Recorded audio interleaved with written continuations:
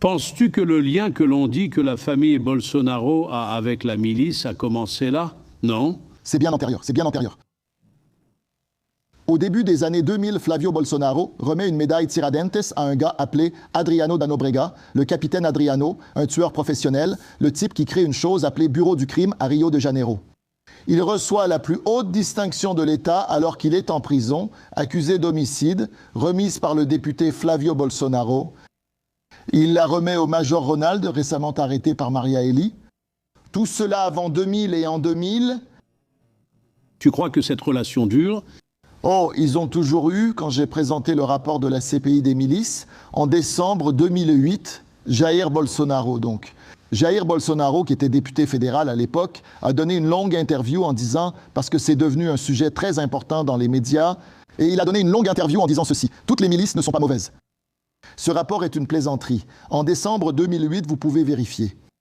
N'est-ce pas? Donc, ils ont toujours défendu et toujours eu ces relations. Je ne dis pas par là qu'ils sont des miliciens, non. Ils ne sont pas propriétaires de milices, mais ils ont toujours entretenu des relations. Et quand j'ai présenté, quand il a fallu voter l'installation de la CPI, il y a eu 2 votes contre. Installation de la CPI, 2 voix contre. Domingos Brazão, arrêté pour la mort d'Eli, et Flavio Bolsonaro, candidat à la présidence. 2 votes seulement se sont opposés à l'installation de la commission d'enquête sur les milices. Contre Domingos Brazão et Flavio Bolsonaro. Brazão ne peut plus donner d'interview, il est en prison. Flavio Bolsonaro dit, mais à l'époque, ce n'était pas vraiment ça. Comment ça? N'est-ce pas? Ceux qui ne likent pas et ne s'abonnent pas boivent du détergent.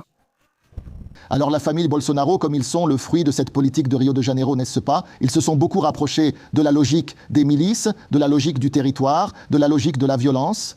Une violence commise par des policiers peut, n'est-ce pas? Une violence commise par des criminels qui ne sont pas policiers ne peut pas. La milice apparaît comme l'une des organisations criminelles les plus violentes et puissantes, semblables à une mafia, mais souvent légitimées par des discours politiques, dont celui de Jair Bolsonaro, n'est-ce pas? Et voilà ce que c'est. Je l'ai dénoncé en 2008. J'ai dénoncé cela suite à une tragédie personnelle, c'est vrai, mais cela reste légitime, non? Beaucoup me disaient, la milice, c'est un moindre mal. J'ai même entendu ça de beaucoup de gens. Et j'ai dit, un moindre mal. J'ai entendu ça de la part de l'un des gouverneurs qui a été arrêté peu après. Il m'a interrogé pensant que parce que je présentais une émission policière, j'étais favorable à la milice. Il m'a demandé devant le propriétaire de la chaîne, « Que penses-tu de la milice ?» J'ai dit, « Ce sont des bandits, pires que ceux déjà existants. » Légitimés par l'État. Oui, et il m'a regardé avec un air surpris, parce qu'il ne s'attendait pas à ce genre de réponse. Alors j'ai commencé à remarquer qu'il y avait quelque chose qui clochait, oui, à Rio de Janeiro, sous l'égide de ce gouverneur, dont je n'ai même pas besoin de dire le nom. Beaucoup de gens savent déjà de qui il s'agit. Et qui ont toujours eu une attitude au minimum complice avec cette organisation criminelle, ce sont des faits. Si ce n'est pas le cas, quel genre de relation est-ce alors? C'est une relation politique. La milice naît parce que, d'Athéna, les factions du crime, les factions du trafic, toutes naissent en prison. Toutes! 100% j'ai travaillé en prison. Elles naissent en prison, n'est-ce pas? Donc, comme ça, Commando Vermelho, PCC, Amis des Amis, TCP, toutes sont nées en prison. Aucune d'entre elles ne naît ailleurs. Le système carcéral doit être débattu sérieusement dans ce pays, où il n'y a pas de vraie politique de sécurité. Tu penses que l'État a provoqué la création de ces organisations criminelles? La faillite. Là où dans une cellule prévue pour 60 personnes, 300 juste pour dire, regardez, on met les gars en prison. Cela a provoqué un climat de révolte à l'intérieur du système carcéral. C'est logique. Et ensuite, par la suite, avec tout le système carcéral déjà, évidemment, en révolte, ils ont commencé à y placer des prisonniers politiques. Cela donnait une certaine idée de ce qu'était un parti, parce que le PCC et le Commando Vermelho ont ces structures.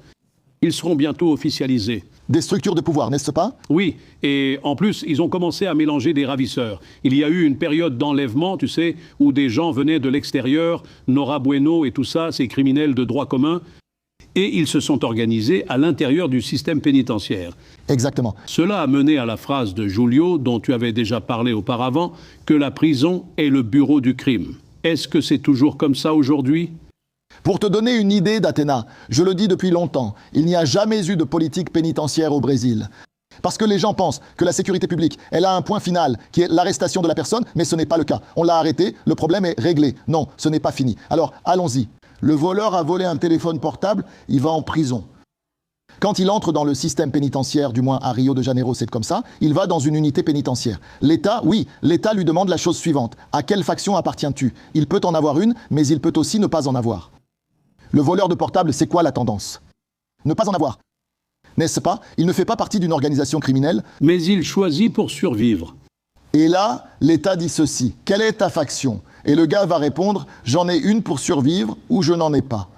Quand il dit « je n'en ai pas », j'ai fait cette dénonciation pendant de nombreuses années, quand il dit « je n'en ai pas », l'État va demander « où est-ce que tu habites ?»« Où est-ce que tu habites ?» São Paulo, c'est différent, mais à Rio, c'est comme ça. « Où est-ce que tu habites ?» Parce qu'à Rio, il y a plus d'une faction. « Où est-ce que tu habites ?»« J'habite à tel endroit. » C'est quoi cet endroit? C'est la faction, machin. Tu vas donc dans sa prison. Même s'il n'en fait pas partie. Non, il le devient. Il le devient. Donc l'État, avec cette logique carcérale, visant à éviter rébellion ou évasion, ne se préoccupe que de cela, n'est-ce pas? Tu sais combien de détenus travaillent dans le système carcéral de Rio de Janeiro? 0,37%, 0,37% esprit oisif, 0,37%. 12% étudient, 0,37, 0,37 des détenus n'étudient pas. Parce que l'État aide le crime organisé à recruter des soldats. L'État collabore avec cette organisation. Le voleur de portable, neutre au départ, rejoint une faction comme soldat. Et il en ressort lié à la faction. Et avec une mission. Il en ressort ligoté. Il en ressort ligoté. Donc nous devons débattre du système carcéral de manière plus responsable. Nous emprisonnons beaucoup, nous emprisonnons mal, n'est-ce pas? Donc on n'arrête que ceux qu'on surveille. Les structures d'enquête sont très limitées, n'est-ce pas? 60% des détenus au Brésil aujourd'hui n'ont pas terminé l'enseignement fondamental, c'est-à-dire qu'on emprisonne les pauvres, et ne venez pas me dire qu'il n'y a que les pauvres qui commettent des crimes dans ce pays, car Banco Master est là pour prouver le contraire, n'est-ce pas? Donc, ne venez pas essayer de me convaincre de ça. On doit vraiment s'attaquer à ce problème. Cette logique du crime organisé est le grand défi de la démocratie brésilienne aujourd'hui. Rio de Janeiro compte aujourd'hui 4 millions d'habitants qui vivent dans des territoires où la Constitution de 88 ne s'applique pas. Donc, depuis que ma vie... Ils ne répondent pas aux lois. Non, la Constitution ne s'applique pas. Ils répondent au crime, au tribunal du crime. Que ce soit la milice ou le trafic. La question de la milice qui était à l'origine de notre... La loi ne fonctionne pas là-bas. Non, c'est autre chose. La question de la milice. Les factions naissent en prison. Les factions du trafic viennent de la prison, mais la milice provient des relations politiques de Rio de Janeiro et y prend naissance. La milice naît des relations entre la politique pourrie, la police pourrie et le contrôle du territoire. La milice naît au palais. Au début des années 2000, la milice ne naît pas en prison. La milice naît d'une relation avec une politique pourrie. Et là, Rio de Janeiro compte 8 gouverneurs écartés, 6 emprisonnés. Aucune société ne traverse cela impunément. Ce sont 8 gouverneurs écartés et 6 emprisonnés. Pourquoi spécifiquement Rio de Janeiro? Je crois que c'est un débat très profond, qui relève vraiment d'un processus historique.